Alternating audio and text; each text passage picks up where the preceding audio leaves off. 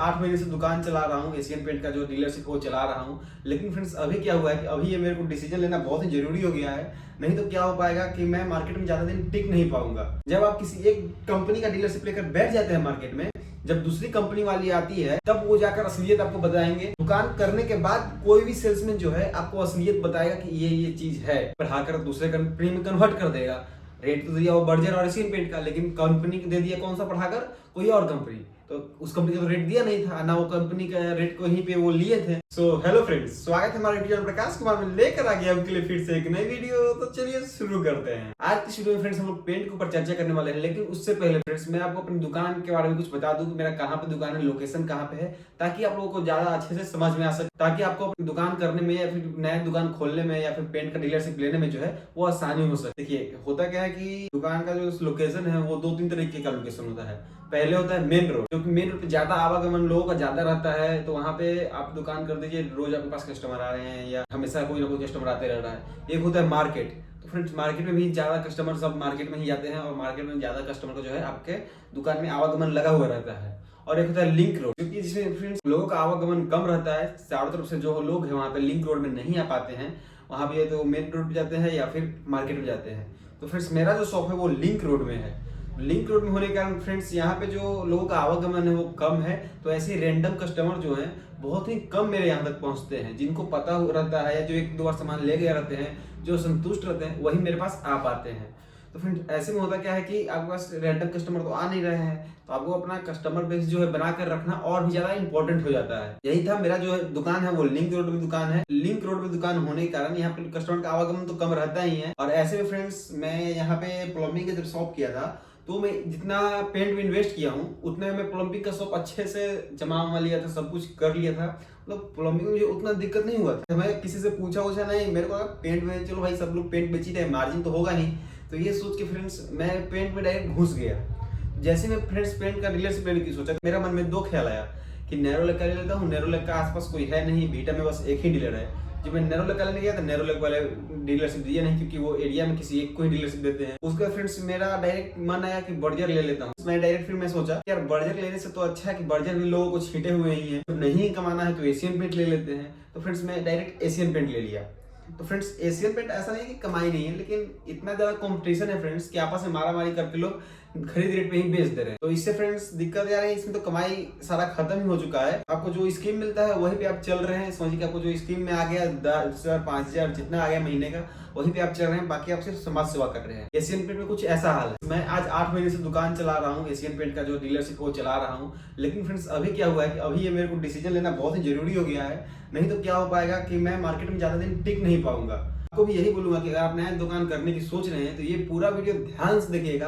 आपके लिए जो वीडियो है बहुत ही ज्यादा हेल्पफुल होने वाली है, क्योंकि ये जो बातें हैं, आप कभी डीलरशिप या किसी भी कंपनी का डीलरशिप लेते हैं तो ये कंपनी वाले कभी नहीं बताते हैं आपको ये बातें कि ऐसा ऐसा होता है, मार्केट में ये स्थिति है, जबकि सारी बातें उनको पता रहती है।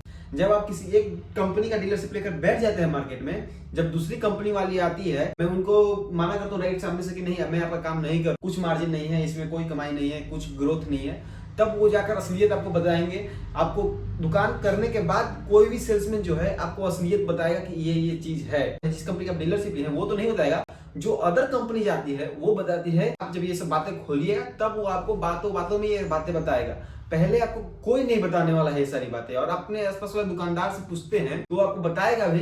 तो हो सकता है कि मैं सभी दुकान को नहीं बोलूंगा, लेकिन कुछ दुकान सच भी बताते हैं, लेकिन जो दुकान सच भी बताते हैं उस पर आपको भरोसा नहीं होगा। उनको आपको लगेगा कि नहीं यार ये तो बहुत कमाता है, इसकी दुकान में भीड़ लगा रहता है, लेकिन आपको भरोसा नहीं होगा। और उसके चक्कर में क्या होगा कि उसके देखा देखिए आप ही डीलरशिप लेकर बैठ जाइएगा।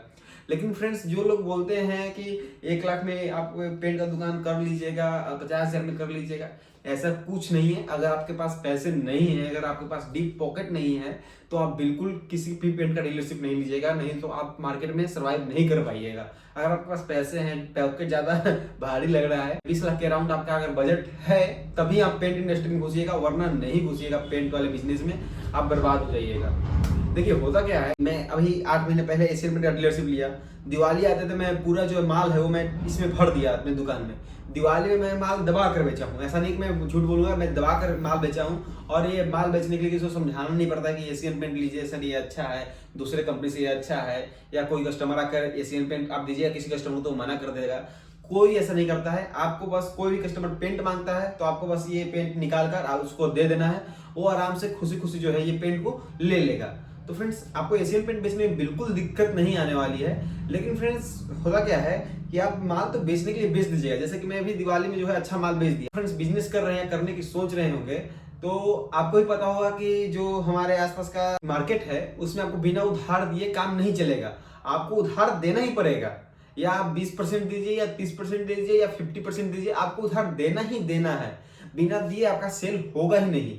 क्योंकि फ्रेंड्स यहाँ पे बिना उधार का चलता ही नहीं है धंधा। जो धंधा करते हैं या फिर जो बिजनेस किए हुए हैं उनको पता होगा। क्योंकि फ्रेंड्स होता क्या कि इलेक्ट्रॉनिक का अगर हम सामान ले जाते हैं, कूलर, फ्रिज, टीवी या बाइक वगैरह कुछ भी चीज ले जाते हैं तो वो सब फाइनेंसर बैठा हुआ है। लेकिन हमारे दुकान का ऐसा सिस्टम है, ऐसा हमारे पास मटेरियल है कि इसका फाइनेंस भी नहीं करता है कोई। एक ये भी कारण देता है फ्रेंड्स उधार ज्यादा देने का। क्योंकि फ्रेंड्स अब मान लीजिए कोई कस्टमर लाख रुपए का आया आपके पास, अगर उसके पास 90,000 रुपए है और आपके आसपास मोहल्ले के ही है, चाहे आपके दुकान से 2-3 किलोमीटर दूर है या इधर उधर है, तो अगर आपसे 10,000 20,000 उधार मांगेगा तो आपको तो फिर देना मजबूरी बन जाएगा कि नहीं भाई चलो ये 20,000 के लिए क्यों 1 लाख का कस्टमर छोड़े, और बोल रहा ही है कि हफ्ते दिन में दे देंगे। तो फ्रेंड्स होता क्या कि आप तो माल भिजवा दीजिएगा और हफ्ता दिन बाद पेमेंट जब आना रहेगा तो पता चलेगा कि उसका काम लगा हुआ है, तो मिस्त्री को भेजेगा आपके पास सामान के लिए कि भैया सामान दीजिएगा, एक के बाद हिसाब कर लेंगे। तो फिर सामान जाते जाते क्या होता है कि 50,000 60,000 पहुंच गया हफ्ता दिन में। फिर उसके बाद क्या होगा कि आपके पास जब हफ्ता दिन में तो पेमेंट करने आएगा तो 10,000 या 15,000 पेमेंट कर देगा। उसका कहेगा कि नेक्स्ट मंथ दे देंगे, सैलरी आएगा तब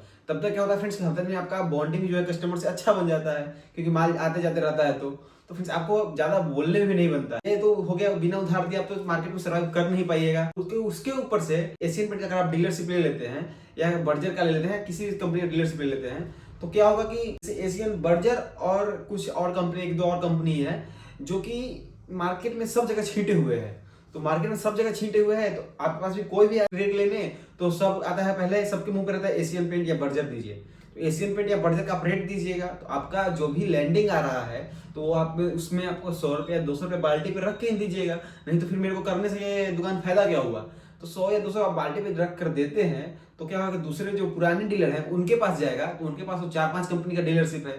तो वो क्या करते हैं, एशियन या बर्जर का रेट जब वो मांगता है तो वो रेट एकदम खरीद रेट जो उनका लैंडिंग आता है वो कोट कर देते हैं। वो कोट कर देंगे तो उससे क्या होगा कि पता चलेगा कि अरे भाई यहाँ तो सस्ता मिल रहा है, और जब यहाँ पे सस्ता मिल रहा है सामान तो वहीं पे कहेंगे ठीक है आप ये माल दे दीजिए। अब 10 तरीके का माल है, वो क्या करेगा दुकानदार कि पढ़ाकर दूसरे कंपनी में कन्वर्ट कर देगा। रेट तो दिया वो बर्जर और एशियन पेंट का, लेकिन कंपनी को दे दिया कौन सा पढ़ाकर, कोई और कंपनी। तो उस कंपनी का तो रेट दिया नहीं था ना, वो कंपनी का रेट को यहीं पे वो लिए थे। तो क्या था कि ऐसे करके जो है दुकानदार मार्जिन कमा लेता है। तो फ्रेंड्स अगर आप भी पेंट का दुकान करने की सोच रहे हैं तो आप किसी एक कंपनी के भरोसे नहीं रहिएगा। और इसीलिए मैं आपको मना कर रहा हूँ कि अगर आपके पास कम पूंजी है तो आप पेंट का दुकान नहीं करिए, क्योंकि आपको पेंट शॉप चलाने के लिए आपको एशियन या बर्जर रखना ही रखना है, और उसके अलावा अल्टरनेट में कमाने के लिए भी एक कंपनी रखना है। मान लीजिए आपके पास 10 लाख का बजट है, 10 लाख आपको एशियन पेंट में घुस जा रहा है, तो फ्रेंड्स बाकी अदर कंपनी का आप डीलरशिप कहाँ से लीजिएगा। तो यही होता है फ्रेंड्स। जैसे कि मैं अभी दिवाली में माल बेचा हूँ दबाकर, लेकिन मेरा जितना उधार गया है वो अभी मेरे को रिकवर करेंगे तब जाके मेरा प्रॉफिट वापस आएगा। अभी मेरा जो मेरा इन्वेस्टमेंट था, मेरा पूंजी था, वही मार्केट में छिटाया हुआ है। जो मेरा पूंजी है 30-40% मेरा पूंजी मार्केट में फंसा हुआ है। पूंजी वापस आएगा उसके बाद मैं प्रॉफिट का सोचूंगा।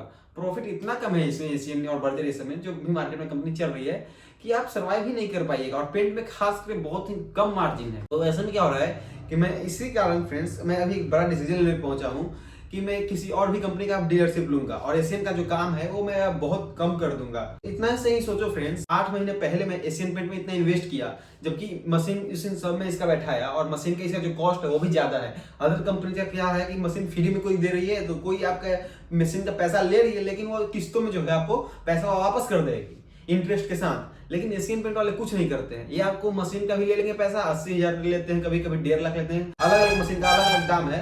तो ये किसी मशीन का 80,000 लेंगे, किसी मशीन का 1.5 लाख लेंगे, वो आपको सीएल के रूप में वापस भी नहीं आएगा। अदर कंपनी तो किस्तों के रूप में वापस करती है, लेकिन ये किस्त के रूप में वापस भी नहीं करेंगे।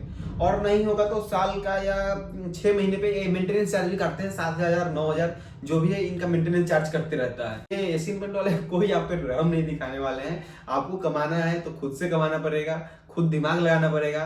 अगर आप ये इसके भरोसे कंपनी के भरोसे रहते हैं तो कुछ नहीं कर पाइएगा। बाकी मैं इसीलिए फ्रेंड्स दूसरे कंपनी का भी डीलरशिप लेने की सोच रहा हूँ। आप मुझे सजेस्ट करिएगा कि मैं किस कंपनी का डीलरशिप लूँ। मैं अभी सारे कंपनीज को बुलाकर मैं बातचीत कर रहा हूँ, बातचीत जारी है। मेरे को जिसका अच्छा लगेगा मैं उसका डीलरशिप ले लूंगा। बाकी मेरे मन में 1-2 कंपनीज है कि मैं जिसका डीलरशिप लूँ, लेकिन आप लोग भी मुझे सजेस्ट करिएगा किस कंपनी का मुझे डीलरशिप लेना चाहिए। यही बोलूंगा कि अगर आपके पास पैसा कम है तो आप पेंट इंडस्ट्री में नहीं घुसिएगा, क्योंकि पेंट इंडस्ट्री में बहुत माथा पेचिंग है और बहुत ही ज्यादा पैसा भी लगता है। क्योंकि फ्रेंड्स जैसा कि मैंने बताया कि 8-10 लाख तो मैं इसमें लगा दिया, अभी मेरे को दूसरा कंपनी का डीलरशिप लेना है तो उसके लिए मेरे को फिर से चाहिए 7-8 लाख रुपए। तो 7-8 लाख फिर से मेरे को अरेंज करना पड़ेगा और फिर से इसमें डालना पड़ेगा, तभी जो है मैं मार्केट में बना रहूंगा। नहीं तो फ्रेंड्स क्या होगा कि इसको मैं बेच के रेट में कुछ निकाल नहीं पाऊंगा, फिर मेरे को लास्ट में जो है पेंट का दुकान बंद करना पड़ेगा। तो इसलिए फ्रेंड्स मैं दूसरे कंपनी का भी डीलरशिप ले रहा हूँ। अभी क्या होता है, ऐसे में क्या होगा कि आप लोग, मैं ये बात आपको नहीं बताऊंगा, तो जो मेरे वीडियोस देख रहे हैं या फिर जो नए दुकान करने की सोच रहे हैं तो मेरे वीडियोस देखेंगे, कहेंगे कि अरे यार ये वो बोलेंगे कि यार अभी 8 महीने पहले ये एशियन पेंट का डीलरशिप लिया था, फिर से एक और कंपनी का डीलरशिप लिया, यानी पेंट में बहुत मार्जिन है। और ये सोचकर वो लोग पेंट का डीलरशिप ले लेंगे। तो फ्रेंड्स इसलिए मैं आपको ये वीडियो बनाकर बता रहा हूँ कि ऐसा बिल्कुल नहीं है। मैं जो है मजबूरी में दूसरे पेंट का डीलरशिप ले रहा हूँ, यही होता है फ्रेंड्स। तो फ्रेंड्स अगर वीडियो पसंद आया तो मेरा 1000 सब्सक्राइबर जल्द से जल्द कंप्लीट करवा दीजिए। तो आशा करता हूँ वीडियो पसंद आया। अगर वीडियो पसंद आया तो वीडियो को लाइक और चैनल को सब्सक्राइब करना नहीं भूलिएगा। मिलते हैं जल्दी नेक्स्ट वीडियो में। Thank you so much for watching, bye.